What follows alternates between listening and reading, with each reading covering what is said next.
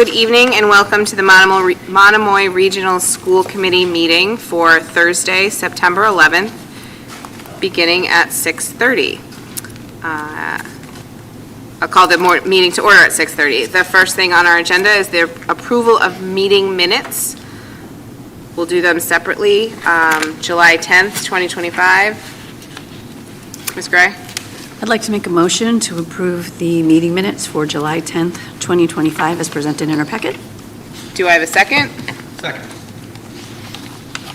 Any discussion? All in favor? Aye. Aye. Opposed? Abstain?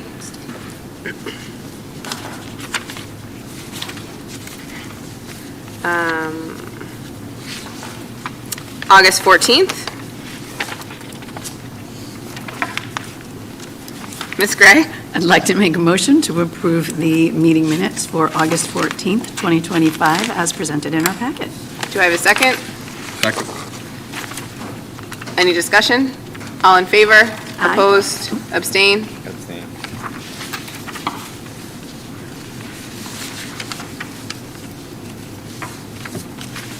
And finally, September 4th.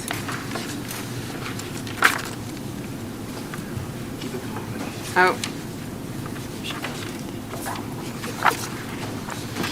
We don't have those.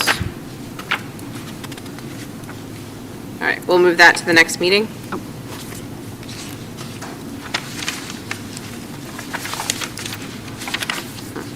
right.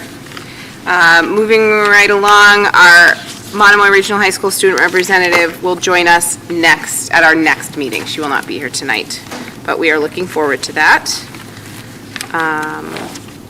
Next, we have public comment. Anyone for public comment? Seeing none, we will move to reports and discussion. If it is okay with all of our members, I would like to move the MRMS construction project borrowing discussion to the top. Is that okay with everyone? Great. All right, so Monomoy Regional Middle School construction borrowing. All right.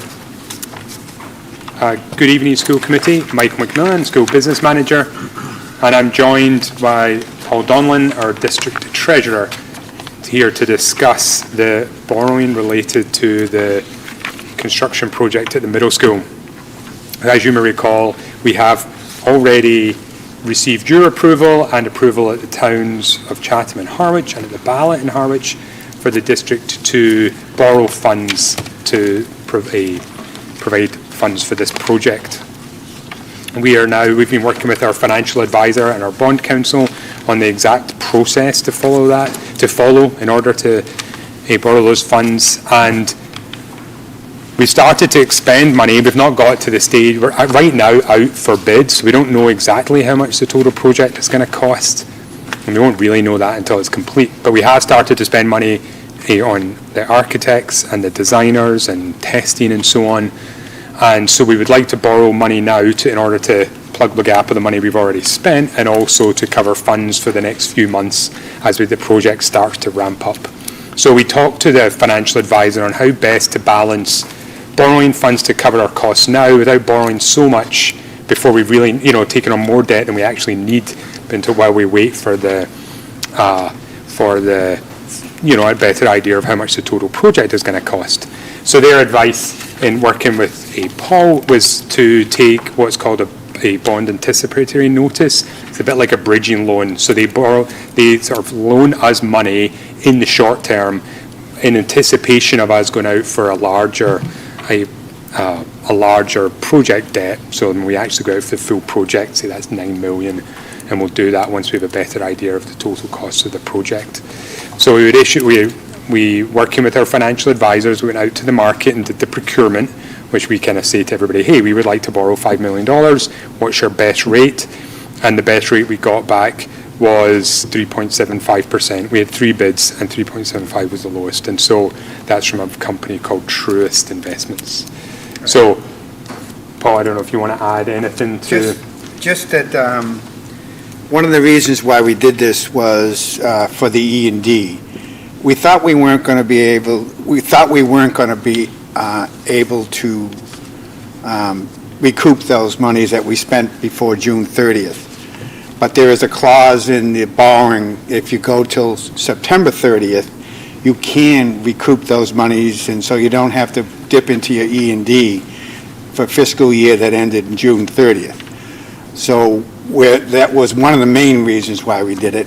And why we didn't borrow the whole thing was because we had just got rated when we redid the high school here for the last 18 years. We got rated, and it cost us probably over $25,000 for Standard & Poor's to rate us.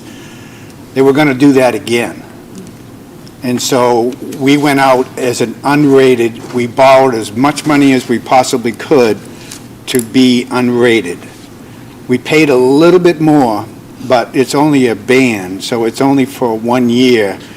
In the cost of $25,000 versus the $5,000 we may or may not have missed out if we were rated.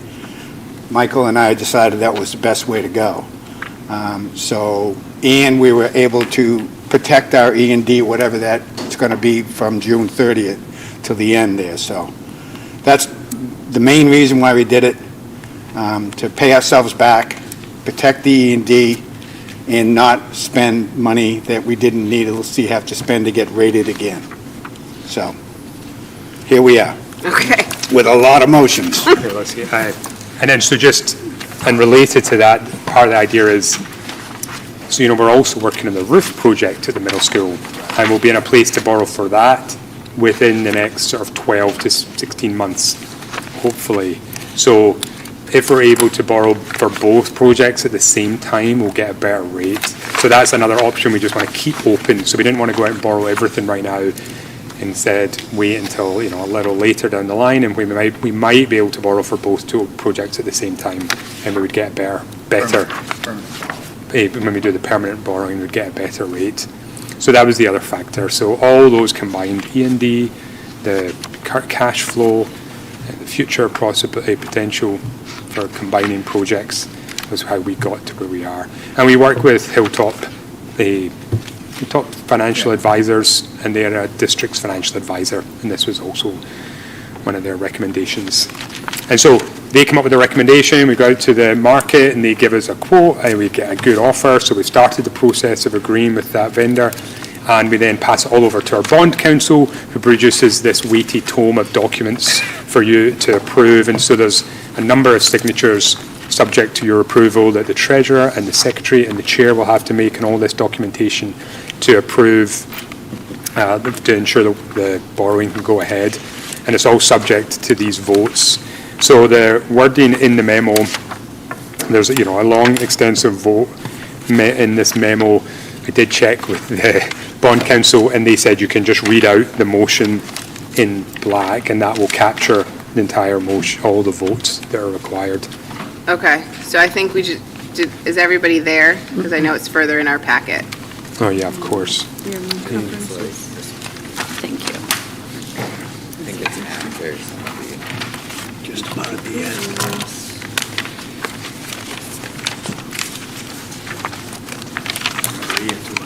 But and also any questions? While we're all looking, does anyone have any questions? Shall I put it up on the board?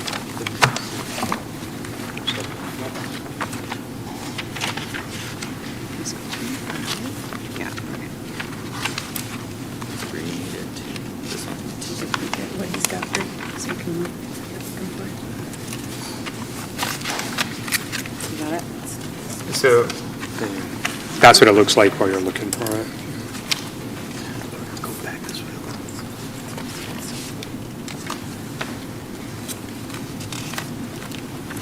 I'm sure it's in there. Is it? It's definitely in there, right? Yep, Okay, good. I got it. That's after the budget stuff. Before all the points. This is where it starts. There's also some first. Oh, I can just You were look on at the the other way, screen. We good? So I could just show it since Okay. Yeah, go ahead. I was just, maybe I can't do it all the way back here. It's okay. You want to just scroll down a little? So essentially what the vote is just giving your approval for us to make the sale, for us, for the chair and the treasurer and the secretary to sign all the documents, and sort of saying that you follow all the proper procedures, that we will pay taxes as appropriate, and that's the signature and so on, and that we will pay all the money back when the time comes. So, Okay. Do I have a motion?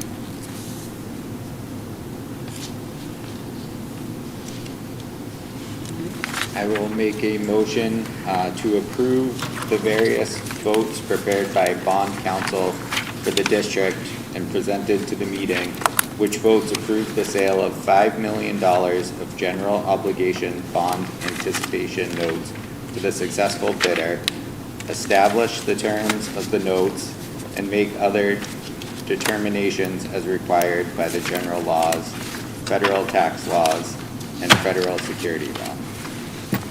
Do I have a second? Any discussion? All in favor? Aye. Opposed? Abstain? All right. brilliant. Thank you We're very gonna much. get some money. Yeah, let's do it. Careful. Thank you. That's all signed. Thank you.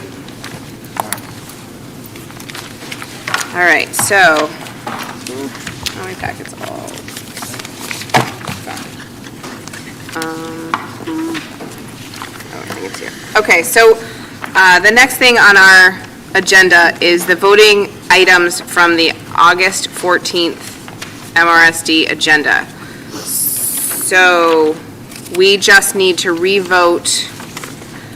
We had a quorum of members, but in order to have a voting quorum, we needed to have at least 2 members from each town, and that night, one of our towns only had 1 member. So we just needed to bring these back to the table so that we could vote officially. So the first item is the July 24th, 2025 workshop minutes, and those are in our packet. Ms. Gray? I would like to make a motion to approve the July 24th, 2025 workshop minutes as presented in our packet. Do I have a second? Second. Any discussion? All in favor? Opposed? Abstain? Okay. The second is our second reading for multiple policies, policy ACAB, BBBC, and BBBE. Madam Chair, I'd like to make a motion that we approve the policies ACAB, BBBC, and BBEE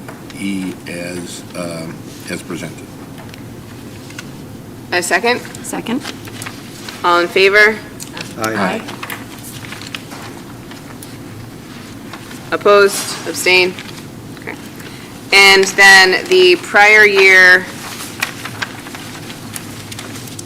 encumbrances. Do I have a motion? I'll make a motion to approve the payment of $1,354.90 in FY '25 invoices not previously encumbered as presented to the school committee. Second? Oh, sorry. Any discussion? All in favor? Aye. Opposed? Abstain? All right, moving right along to the approval of the trip to the MRHS Washington DC trip. Oh, hi, Mr. Dixon. Good, how are you? Good. Thank you very much. This is now become an annual. This is our 3rd annual trip that we are planning to go on, and I think I'm trying to get in the habit of getting to you guys a little bit earlier and to make sure we have a little more comfortable in the planning process. So we were able, I think in the first day or 2 of the school year, to check and see what our logistics would be and the interest level. And we have 2 sections of AP Government this year, 34 total students, I think 35 total students. Not that necessarily all of them will be able to go, but I think the trip will actually be a little would be, with your approval, will be a little bit bigger than past years, where it was more around 15 to 20. So the itinerary for you is very rough. We did nail down the dates after talking to former student Grace Fernandez, who works for Senator Markey, and so coordinated that we could be there when Congress was actually in session, which it is not in session the prior week, which we have typically gone on the last couple of years, but it will be in session that week, and so we'll be able to, do a Capitol tour, meet with Senator Markey's office, and do other things on Capitol Hill on that Tuesday, the 18th. And then we'll get back and be back in school bright and early on Wednesday morning. Happy to take any questions. Yeah, sorry. Brad? Just a quick question again. It sounds like a great trip. Are these the same, essentially the same agenda as last year? It varies each year. So in the last couple of years, because we were able to go around Veterans Day, we were actually able to do it as a 4-day trip. This year, we're doing it as a 3-day trip. So there's somewhat fewer things on there we aren't able to do. We aren't going to be there for the Veterans Day ceremony that we were there the last 2 years for. But largely, and some other things, I just developed a connection over the summer at the International Monetary Fund, and someone who offered that we could have a tour there. So I've tentatively put that on there, saying, well, that would be interesting, and not something we've ever done before. So things like that sometimes come up, and it's a lot of it's going to be, once we know we're approved, then I can start making contacts and actually trying to nail down the actual appointments and see what can work out. Any other questions? Are you okay for us to vote on this on September 25th? Of course, it is the will of the committee. It'd be, since I need to start buying tickets, need to put money down, and I do this such that I'm able to keep the cost down. Hopefully, we might be, around 500 or a little under this year, because I buy the plane tickets and get reimbursed, and I reserve the hotel room. So 2 weeks waiting, of course, could work, but it would give me greater flexibility if you might take it out of the usual order, and if you're able to approve it tonight. Is anyone opposed to voting on this trip tonight? Do I have a motion? I move we approve the Washington trip for this November 16th, 17th, and 18th. Second? Second. All in favor?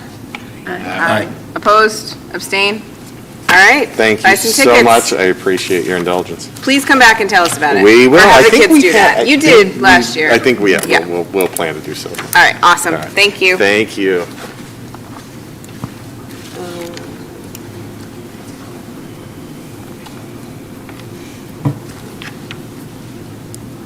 Sorry, guys. Okay, next on our agenda is a donation to the Children's Alopecia Project. School committee. The students in the middle school raised funds under their own devices in order to make a donation to the Children's Alopecia Project.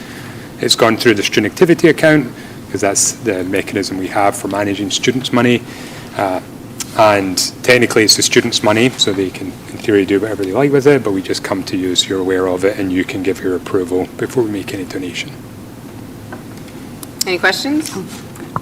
Motion? I'd like to make a motion to approve the donation of $482 from the Monomoy Regional Middle School Lighthouse account to the Children's Alopecia Project. Second? Second. Any discussion? All in favor? Aye. Opposed? Abstain? All right. Next on our agenda is the first read for our school committee goals. I know I emailed it, but just, are there any other questions or discussion? All right. Well, they're going to be our goals then, I guess, and we'll bring them back for a second reading at our next meeting. And we have some more prior year encumbrances. Yes, we just have a couple more. Got it here somewhere. A few more prior year encumbrances. It's the same situation as in the past where we just receive bills which, for whatever reason, with a purchase order was not created at the time that or that we didn't realize it was coming, and so we closed the purchase order so that we don't have an encumbrance from last year, and so you have to use FY26 funds in order to pay these bills. So far, we're keeping it to a relatively small amount of money, so it's not having a significant impact on the budget, but any payment like this requires your approval. Okay. Any questions? Brian? Nope. Oh. Make a motion. Oh, motion. Make a motion to approve the payment of $1,008.17 FY25 invoices not previously encumbered as presented to the school committee. Second? Second. Any discussion? All in favor? Aye. Opposed? Abstained? All right. FY25 end-of-year report and budget transfers. So, still me, I'm afraid. So, I included in your packet was our end-of-year report for FY25. So, it was a couple of months ago, but it's been there's a lot of work to do in closing out our books and ensuring all our figures are correct and everything's been accounted for. And so the handout, and it follows the same format that we use for the quarterly reports, where it highlights our expenditure to budget overall, then by major account, then our revenue, and then some updates on a couple of other items. But I've just pulled out a couple of the charts from the handout up on these slides. So we finished the year with 0.2% of the budget, just over $100,000 remaining unencumbered or unspent. So, I'm comfortable with that level. We don't want to be keeping a lot of money, so the idea is to spend it. I mean, that's close, but it was, I think, within a reasonable margin. That said, it was a really difficult year, financially speaking, and there was a couple of areas which really pushed us and required us to use a lot, most of the general fund and also some of our school choice funds that we also have that balance available in order to pay for some of those costs. And I'll go into that in a bit more detail in the next slide, but I just wanted you to know that although, I think 0.2% is a fine place to land, there's a lot behind the scenes which, was really putting a lot of pressure on our budget, and I'll get into those in a couple of minutes. So what happens to that $100,000-ish now is that essentially rolls forward into our excess and deficiency. So that's what Paul mentioned earlier. So that's essentially the auditors come in, we have the auditors do it, and then the state certifies it. The auditors come in, they look at all the money in our general fund, so they don't include grants or funds that are to be set aside from some other purpose, but they look at all our general fund money, look at all our liabilities, that's costs we have outstanding, and then they see how much we have left, and that's our excess and deficiency. And we normally run, for the last few years, we've been running around $2.5 million for excess and deficiency. This year, with our being so close to the budget, also we've increased the amount of excess and deficiency that we're planning to use against the FY26 budget. We'd used $800,000 in FY25, we're up to $1 million for FY26, and that will be reflected in our excess and deficiency number.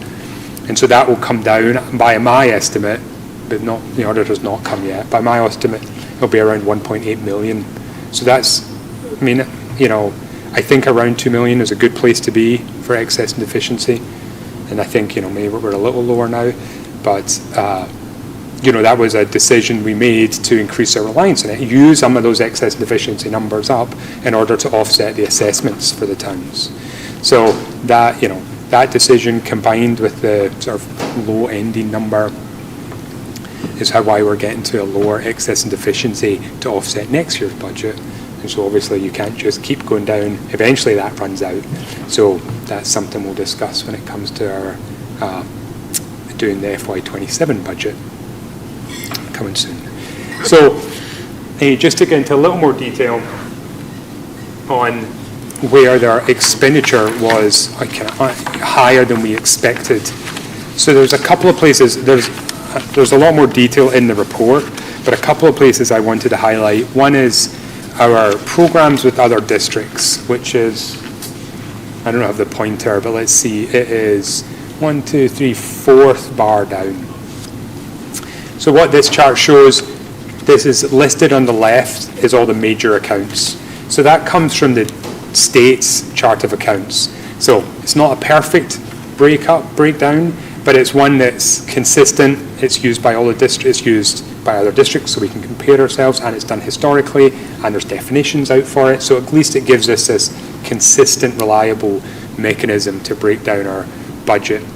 So I've used that, that's the major account, and then the light blue line, which you can just about see and is clearer in the report, is the budget, and the dark blue line is expenditure. So, you know, in a perfect world, what I want to see is the dark blue line being smaller than the light blue line. But there's a few where it is significantly higher, and the first really big one is that programs with other districts. And so what that includes is a number of big ticket items for the district. One is school choice, the other is charter tuitions, so those are numbers we pay out, the state gives us, and the third big ticket item is out of district tuition.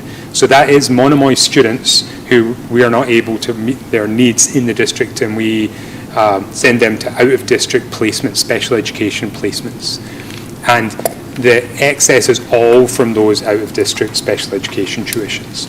So our district has a relatively small number of students, which means the number is small, but it also means it can fluctuate because you add 1 or 2, that's a big percentage increase for us. And we added, I think, 5 or 6 students this year that we had not budgeted for. And so that really pushed us up. And that is actually worse than that looks, because we did have some savings in school choice and a little even charter tuition, I think. And so the offset, that slightly offset what was otherwise an even larger increase. So that was a big ticket item, and it was something we did talk about during the FY26 budget process, and that's going to continue to put pressure on the budget this year. We're using up a lot of money we get from the state to help reduce those costs, but that's definitely something we're going to be talking about as we go into the FY27 budget and what we expect to happen there. So special education, out of district tuition was a big pressure. The other thing I wanted to highlight, benefits and charges, so that's health insurance. Unfortunately, health insurance for a number of reasons, both for our active staff and our retirees, was higher than expected. It was actually not the rate, because we knew the rate when we were setting it. It was just the number of people we estimated. And, you know, unfortunately, there's a bit of fluctuation between who takes health insurance, who doesn't. When somebody retires or leaves, are they replaced by somebody who's got health insurance or not? And unfortunately, the numbers just, weren't in our favor this year. So those are two of the big items I wanted to highlight. I mean, there's a bunch of other ups and downs, and what we've requested from you is budget transfers to allow us to resolve all those differences. Essentially, we move funds from one major account to another to resolve a deficit in one area using the surplus from another area. One other area I did want to highlight, although it's not a significant increase, is the operations and maintenance. So that's right, that's right on budget there. So in previous years, I've been complaining to you about costs related to our HVAC maintenance, particularly here at the high school and at the middle school. This year, in FY25, our operations maintenance, HVAC, was actually about budget. It was actually in good shape. What was not in good shape was our electricity and our utilities, particularly our electricity costs. So our electricity,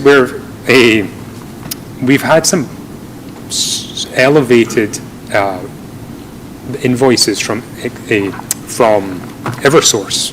So the numbers are higher than we expected for this time for the year, and we've been working with EverSource to try and resolve the issues. It could be partly just a timing, so they billed us 0 for July, so it seems like possibly they billed us extra in June that we're now recuperating in July. They also didn't charge us in April, and then we got charged double in May. So there's a lot of funky behavior going on, and they are saying it's just to do with cyclical changes and the timing of billing, but we're still working with them to get to the bottom of it. So we are pulling all the numbers and going through it with, and we have a contact at Eversource we're working with. We haven't resolved it yet, but I will hope to get some, resolution there. We also had, we have invested in a number of solar projects, and one of those projects was not paying out as it should.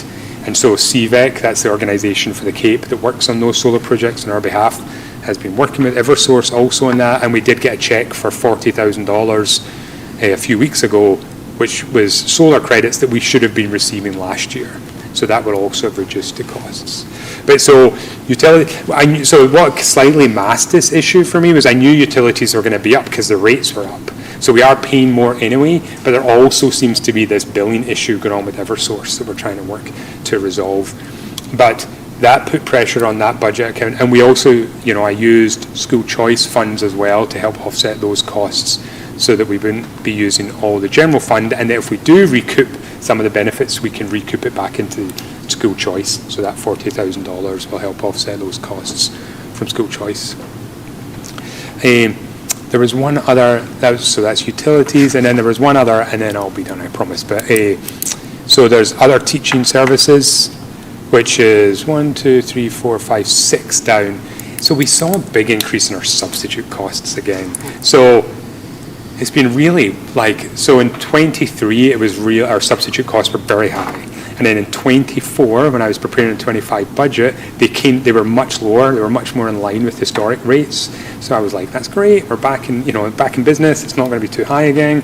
And then, so I kind of budgeted around the average of those, and then it came way higher than 23. So it's just gone, so that kind of blew up that budget. It's actually, a lot of it is long-term absences, so it's staff off for, a whole bunch of reasons. So it's not necessarily short-term, so it's just people for, whatever reason are out for a long time, and so we have to hire long-term staff who are more expensive than short-time daily substitutes. And so that really put a lot of pressure on that budget line as well. So those are the things I wanted to highlight. I know it's a lot of information. There was a couple more, and then a couple more things.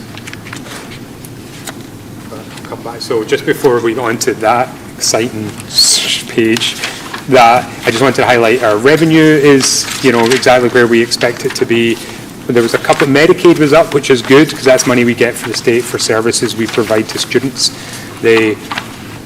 That's partly because we're doing a good job of reporting all that expenditure, and partly just because that expenditure has also increased. Transportation revenue was a little higher than we budgeted, which is also good. That goes towards our excess and deficiency. And then I also included, and also interest, which I've mentioned before, that has gone up. And I mentioned that, and there's a little update on that in that report as well. Excellent.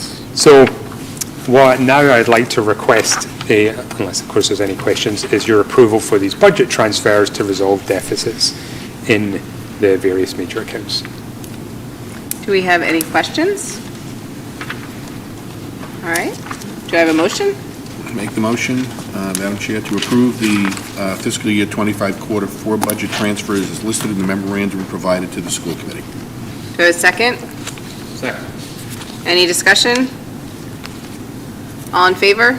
Aye. Aye. Opposed? Abstain? Okay. All right. Start transferring. Excellent. Thank you very much. All right.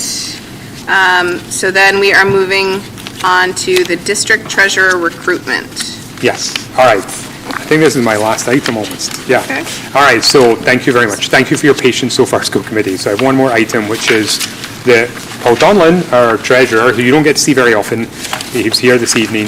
He's already retired. He now wants to retire again, unfortunately. So he is not in a huge rush, although I think he's getting more keen, but he would like to leave, and so we'd need to hire a replacement. So last time when we did that replacement, we had 3 school committee members on the recruitment panel. Technically, so the district treasurer is one of the positions that the school committee appoint. So along with myself and the superintendent, those are school committee appointments. And the treasurer technically works directly for the school committee, not for myself or the superintendent, because they are managing this, or fiscal finances of the school committee, signing checks on your behalf. So it's technically a school committee appointment, so we'll come back to you before we make the final appointment. But we're putting together the interview panel now, and that's what we would like to ask the school committee members to be part of. Any questions? Do I have any volunteers? Stephen? I have a question. Sure. What's the time frame? And So we can't, so with the position is posted right now. So far, it's been out for a little over a week. We have no confirmed applicants yet. We have a couple of people interested who have sort of suggested, oh, I could be interested. So we're I did contact the Municipal Collectors and Treasurers Association and share it out there, so to try and drum up some interest. So hopefully we'll be able to get a couple of people, which is a long way of saying we don't really have a firm timeline then. We can kind of work around your schedules, so if you are available, we can kind of make it work. Ideally, as soon as we have a critical mass of applicants who we'd like to interview, we will move forward with arranging interviews with them around everybody's schedules. But I guess within the next month, we'd like to wrap up. But also, I was part of it the last time. Yes. It's not that many. Oh, no, it'll be, I mean, I don't want to overpromise, but it'll be a relatively light lift because it's likely to be one afternoon of interviews. Unless something goes crazy, I don't think we're going to have a ton of applicants. Okay. So I think we'll be interviewing probably 3 or 4 people, and then that's it. So we'll have, relatively few meetings. Any Harwich members want to? Ryan Edwards, thank you. This is my hard sell. Okay, you have your 3 members. Do you want me to email that to you? No, I can. Okay. But thank you very much. Okay. All right, thank you very much. We have news and updates on awarded grants.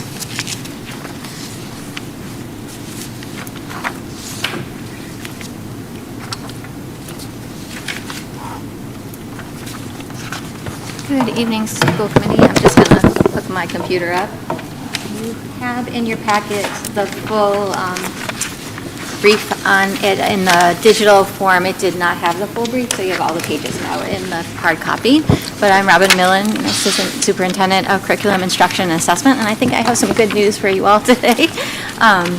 We wanted to update you on 3 opportunities that we've been awarded through the Department of Education, and the opportunities are leading to other opportunities, and there's some fiscal monetary awards that have also been given to us. So the first one that we wanted to tell you about is we were awarded a planning grant from DESE to start beginning our innovation career pathways planning. And so I just wanted to connect it, and I'm not sure if I can move this for this way. Hold on a second. This grant really ties really well into our strategic plan. I just isolated 2 of them, but there's many initiatives in our strategic plan that this could have fit into. The first one is the portrait of the graduate, and inside that that goal is the idea that we will develop and implement a comprehensive plan to make sure that we have students, giving students an opportunity to have success in college, career, and life. And inside of that goal, we have a sub-goal that is expand partnerships with local businesses and organizations to make sure that students have the opportunity while they're with us in high school to develop those career and college competencies. So this fits really nicely in that. It also fits nicely in our second goal, which is under the learning and academics, which again sets the stage for us to make sure that we have a rigorous, equitable learning environment that's inclusive so that our students do build those skills, those portrait of the graduate skills for college, career, and life. And then within that goal, it says that we want to coordinate with local businesses in order to make sure that we promote real-world experiences for our students. And then specifically, it says to expand career pathways. We have PLTW, the Project Lead the Way, which is an engineering and coding pathway right now, but it was very specific in our strategic plan to make sure that we were pursuing pathways for our students. So the purpose of this particular grant is the Department of Ed in Massachusetts has these innovation career pathways designations for districts. And there are 5 broad spectrum industries And I'm happy to come back and explain all of that, but for the session today, I'll just kind of go over it. But basically, they're allowing us time and money in order to see what pathway might fit here at Monomoy. Okay? So the planning grant allows us to pay stipends and do different things with a broad group of people. So if you look here, you'll see in kind of the bulleted areas, it's really important with that, if you reach the designation with DESE, that you have pathways that are designed to what your local community needs. So we have just had our first community kickoff event. We had about 30 or so participants, both our own Monomoy educators and community partners from a vast, broad industry sectors, everything from organizations, community health cares, local nursing homes, businesses, just a wide variety of people who have organized themselves to help us design these pathways, and this grant helps us fund that design. It also says that we are going to create those strong partnerships with employers and make sure that our students are involved in internships and work-based studies. And again, if you're designated as a pathway district, it is very solid about making sure that we're providing equitable pathways for all students.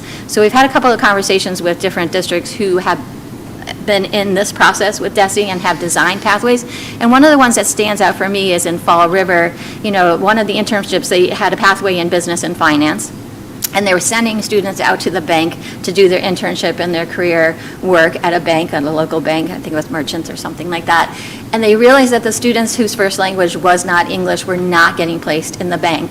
It's hard to be a teller when you're not speaking English in order to communicate with the customers and the clients.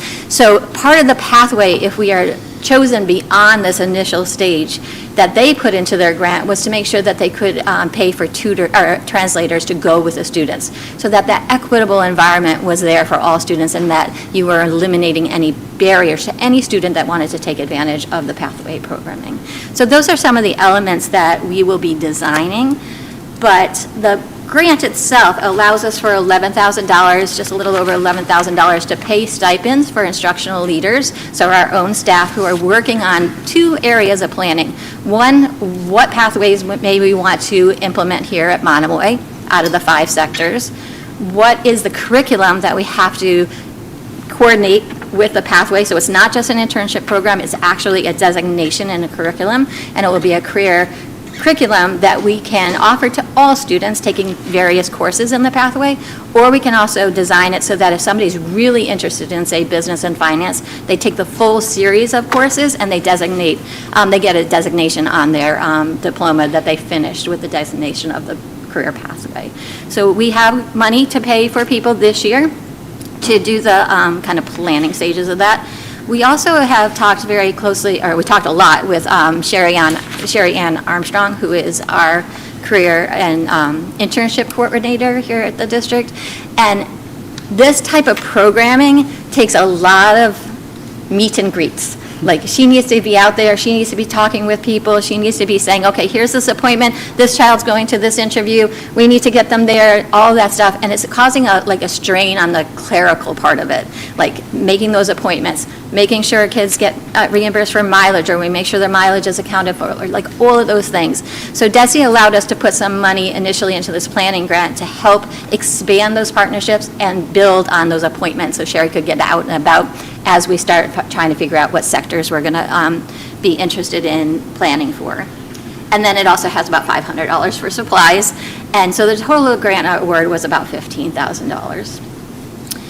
So that being said, this is a planning grant, which means that if we want to continue, so we might get to the end of the planning stage and say, nope, this isn't for Monomoy.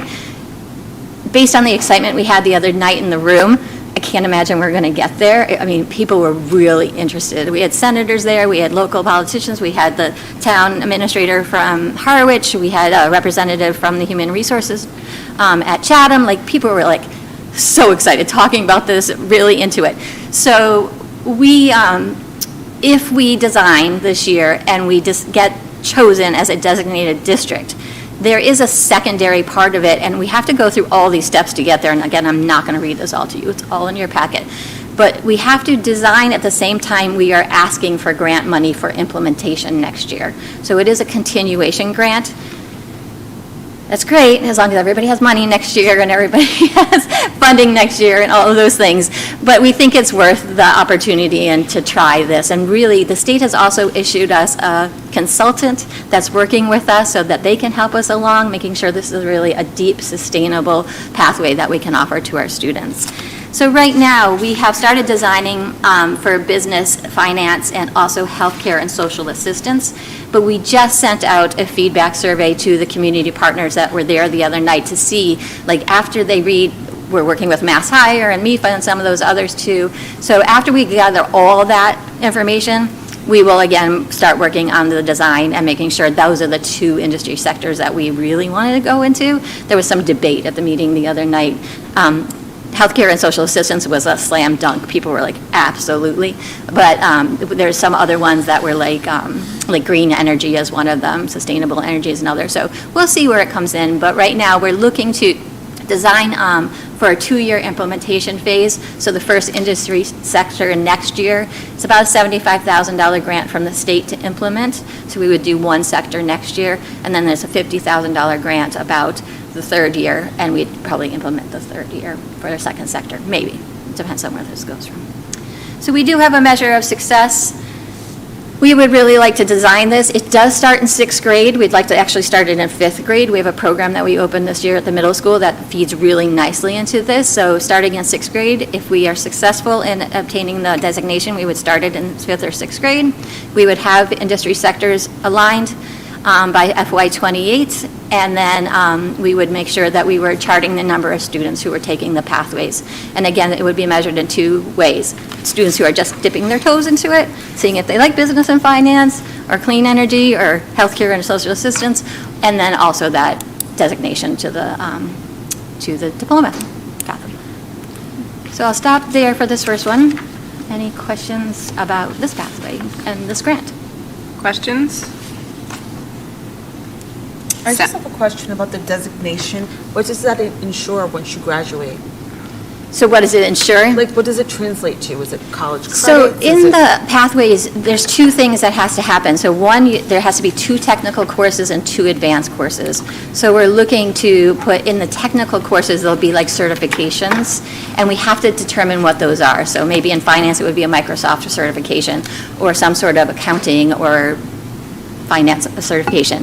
And again, in all this planning, we will be looking for that.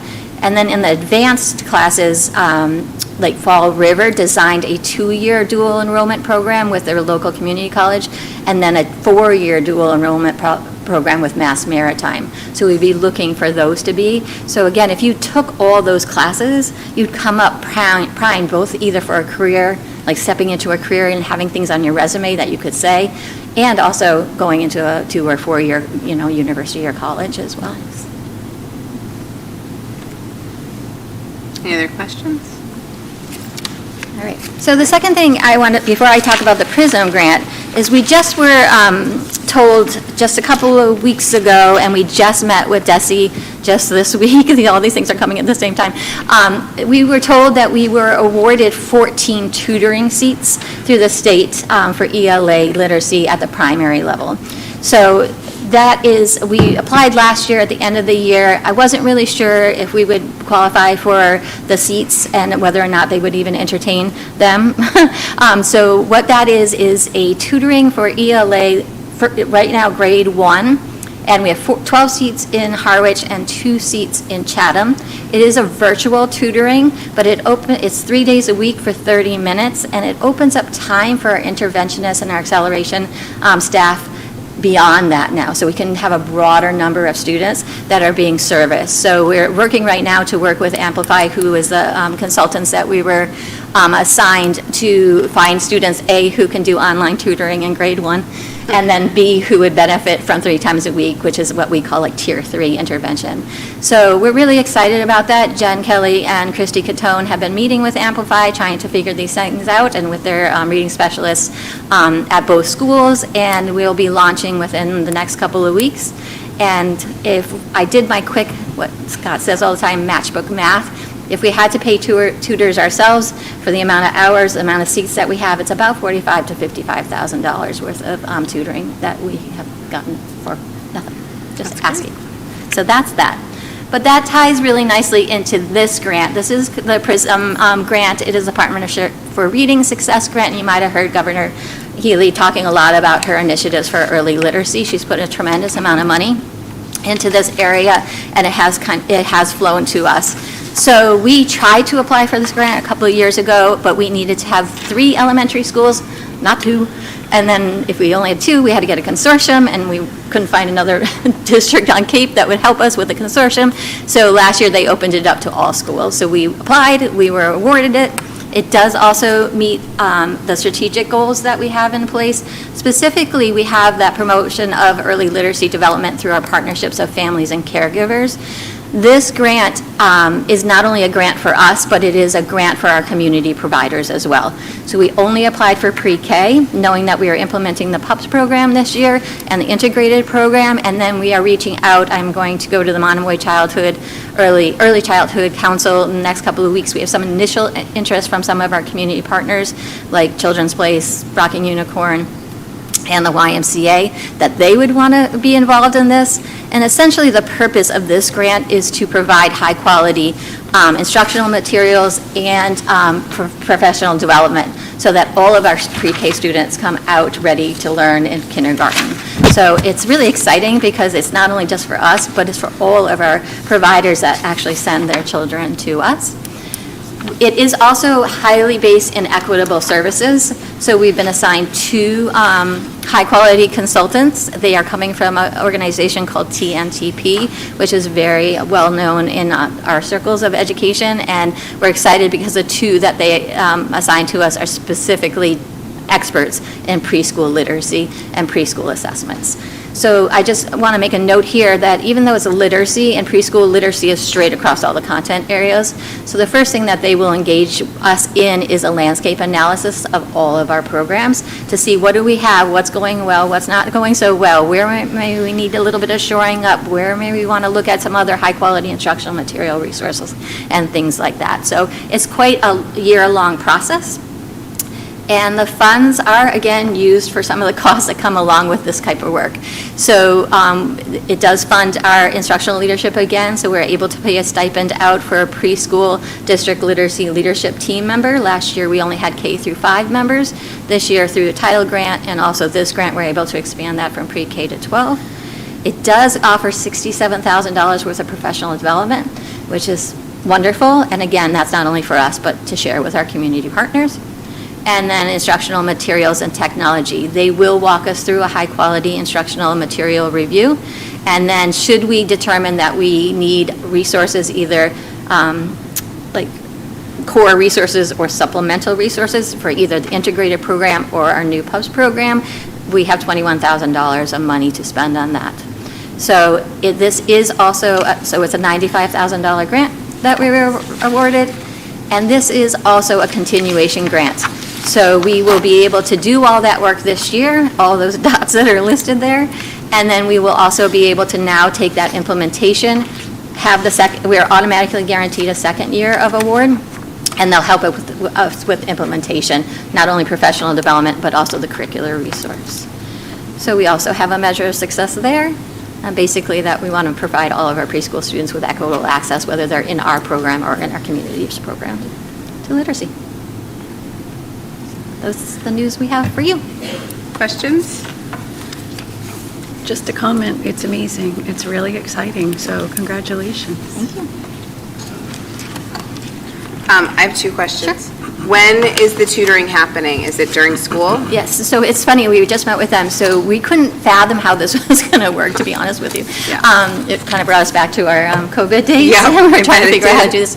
So it's 1-to-1 tutoring, 3 times a week. It is going to happen at their, what we call WIN block, which is what I need now block, so the intervention acceleration block. So like at Harwich Elementary, where they have 12 students that they'll have seats for, they will give us 12 tutors. 2 at the WIN block in Chatham, 2 tutors will be online. So it's 1-to-1, and they'll give us as many tutors as we need for that time. Excellent. And then with the PRISM grant, with the high-quality curriculum review. Are we thinking that that we need something like that? We definitely need something for the PUPS program. We are piloting this year a program called Lively Letters, and we're going through that, but that was really kind of backwards to really doing a full search of a high-quality instructional material. By the time we knew in the budget that we were going to have PUPS, we needed to have a program in place. And I mean, you're familiar, I know, but so a lot of our clearinghouses that review programs and high-quality resources, they don't review preschool product. So they just don't. They keep saying they're going to, but they don't. So we would really like to do the landscape analysis. We have a lot of self-created units in preschool and the integrated that have been designed for the integrated program, which is different than the PUPS program. So, and they're really solid, and the consultants were excited we had them, and they're based in research and based in evidence. But I think there's some supplement that we could be looking at, and definitely in the assessment and screening areas. So we assess 3 times a year in literacy all of our other students from K to 8, but we don't really have that kind of screener in preschool, so they're going to help us with that as well. Awesome. Great. Anything else? All right. Thank you very much. Thank you, Rob.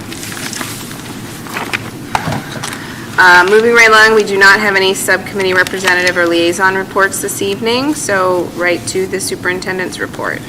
So I just want to provide you a little update on the district's equity audit. I know last time we met for our workshop to talk about goals, we talked about that there was the firm that we had initially reached out to and gotten taken on to their grant, MAAC, which is the Mid-Atlantic Equity Consortium. Their funding had been taken away with changes in the federal government and then reinstated by the courts. And right at the end of August, they had reached out to us saying there is grant money that they have access to. They only have it through the end of September. There are only 5 school districts in the country that they want to focus on right now to move things forward, and we were one of the 5 that they selected. So, I really want to thank both Joy and Robin for working with me on this, because it's been, sort of connecting with MAAC and taking a process that was going to be sort of a 6-month process, and thankfully we had already been planning for it and are condensing it between now and the end of September. So we were going to have building level equity teams come together, and we had we're just about to launch that process when the grant went away.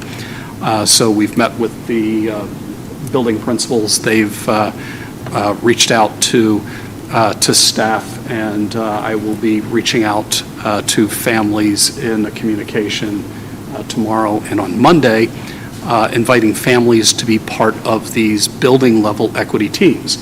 I might point out that the majority of the school committee actually have students in the district and are parents as well, and could be part of that that parent feedback process. So when you see the email from me and the principals on, hey, we're looking for volunteers to be part of the building level teams, consider reaching out and offering it.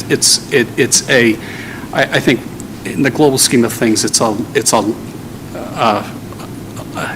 relatively small time investment, but I think what we're going to get out of it's going to be huge. There's also a set of surveys that are going to go out. So I'll sort of foreshadow this with parents in an email on Monday. I had already foreshadowed that in an email out to our staff yesterday, but we will be surveying all students 4th grade to 12th grade. As part of this, we'll be surveying our staff, and we'll be surveying our families. We've also been working with them. MAC has gone through this process with a number of districts. So their survey instrument has already been translated into a number of languages, and we're actually working with them. I think one of the languages that's big in our community is Haitian Creole. That wasn't one of the ones that they had previously translated, so they're in a flat-out run to go and get the survey instrument actually translated into Haitian Creole, so that they can then dovetail that into our process. So the goal is to get these building level teams that are going to sort of assess the district's, assess their school building, like just how are we doing on several different areas. We'll have like the consensus process that happens at the building level. So, so what I've outlined with principals is let's have teams of 9 that include someone from the administration, parents and staff and support staff, and they'll provide feedback individually. They'll bring their individual feedback that they've done by themselves to the group, and the challenge will be then that the group comes up with a consensus. How do we score ourselves in all of these different areas? All of that information will go back to MAEC along with all of our surveys. The surveys themselves are all anonymous, but we will get back the information from MAEC in a final report coming from them with the findings and recommendations. So we just need to go through the data collection process quickly. They've informed us that work that's started, they do have a long enough period of time on their end that they can generate the reports, but we need to make sure that the data piece is done. And again, this is covered by a grant on their end. It's not costing, it's not coming from our budget or from our taxpayers' pockets. But it's a lot of work that's getting compressed into a short period of time. And as I said, I do hope that some of you consider being part of these building level teams. Okay. And then I want to just close with, I always have some recognitions. We have just 3 things just kind of touch base on. First, the high school's Shore Food Pantry now has a partner in the form of the Cape Cod Commercial Fishermen's Alliance in Chatham. They recently delivered the first donation of clam chowder, haddock chowder, and fish stew to the pantry. The pantry is run by our students enrolled in the SHORE program, which stands for Students Have Opportunities for Recreation and Enjoyment. It provides vocational training and transitional services to young adults with autism and intellectual disabilities. The students oversee the day-to-day operation of our pantry, which serves daily snacks to 100 students and helps provide food boxes for more than 30 Harwich families each week. So many thanks to the Cape Cod Commercial Fishermen's Alliance for their support in this effort. Yesterday, the high school, as they do each year, paused to remember 9/11. We had remarks over the loudspeaker from John Dixon, who spoke earlier in the meeting, and a performance of America the Beautiful by the school's select choir. And then finally, congratulations to Amanda Newcomb, one of our digital arts teachers at the high school. She's been awarded a $5,000 grant through the Mass Cultural Council for the 25-26 school year. Excellent. Any questions, comments? All right, we have had the presentation of the warrants, so I'm just looking for a motion to adjourn. So moved. Second? Second. All in favor? Aye. And we will adjourn the meeting at 7:34.